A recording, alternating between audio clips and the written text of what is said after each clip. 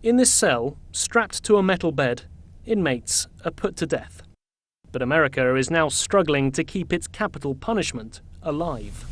An ethical boycott by drug makers in Europe, refusing to export execution drugs to the United States, has led to a shortage of lethal injections. So states are being forced to improvise, instead turning to so-called compounding pharmacies, who can supply new chemical concoctions. However, these untested mixtures have led to a series of botched executions. In July, inmate Joseph Wood took almost 2 hours to die by lethal injection in Arizona. 2 others have gone wrong this year, including Clayton Lockett, who died of a heart attack 40 minutes after his lethal injection. Texas lawyer David Matthews is concerned at how little regulation there is for pharmaceutical companies, who are now being asked to make killer drugs. Although it's said to be a regulated area, that is pharmaceutical drugs, I think you'll find it's one of the least regulated areas in the world. The US Food and Drug Administration has strict regulations they expect companies to adhere to, but not when it comes to drug manufacturers. I think the biggest, misconception is that the FDA is testing and doing clinical trials on drugs, and that's simply not true. The FDA relies almost 100% on the manufacturer, or sometimes called the sponsor of the drug. Support for the death penalty has dropped dramatically in the last 20 years. It's now banned in 18 of the 50 states. Since 1996, opposition has risen from 18% to 37%, and more people now favour life in prison over execution. And with no obligation for companies to test how safe a drug is, campaigners argue prisoners are being put at risk of inhumane and unconstitutional suffering. They're experimenting with new drugs. Every state's varying the dosage, the mix. First 4 executions this year were by 4 different sets of drugs. Each one's a cliffhanger. Texas, which executes more inmates than any other US state, uses a single drug rather than a 3-drug cocktail. So far, the execution chamber, housed here in the town of Huntsville, has not experienced problems like those seen in other states. Since 1982, the Huntsville unit has been using lethal injections. Since then, more than 500 inmates have been executed, at an average rate of 1 every 3 weeks. The state says that its drugs do work, but some say there are many unanswered ethical questions about the drugs themselves.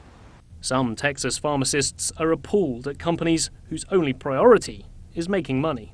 Some people are in it for financial gain without even thinking about morality. The idea that companies who are meant to be creating medicines that cure are instead profiting from death is a bitter pill for Pliant. Even if you make money off of something, how can you live with yourself knowing that what you made is going into killing somebody? Whether that person did anything bad or not doesn't matter. It's the fact that I made something that contributed to killing a person intentionally. And that's where I have a major problem with compounding pharmacies making execution drugs. Campaigners feel there's simply too much secrecy. Texas, like other death penalty states, refuses to disclose the source of its drugs, meaning they can remain unregulated and untested. But if the run of botched executions continue, there'll be greater pressure to end what some see as an outdated, inhumane way of dealing with inmates. Nick Harper for Telesaur, Huntsville, Texas. I don't rightly know how I got where I am now. The last 40 miles tells the story of a death row inmate's final journey to his execution. It's the creation of journalist Alex Hannaford. He's been interviewing inmates for 11 years, and this particular prisoner, Ray, stuck in his mind. He had been taken to the death chamber 3 times, given his last meal 3 times, and read his last rites 3 times, and then each time they'd given him a stay of execution until they decided he was intellectually disabled and they couldn't execute him anyway because of the Supreme Court decision. So he was then taken off death row and put in a regular prison cell, and he's there to this day.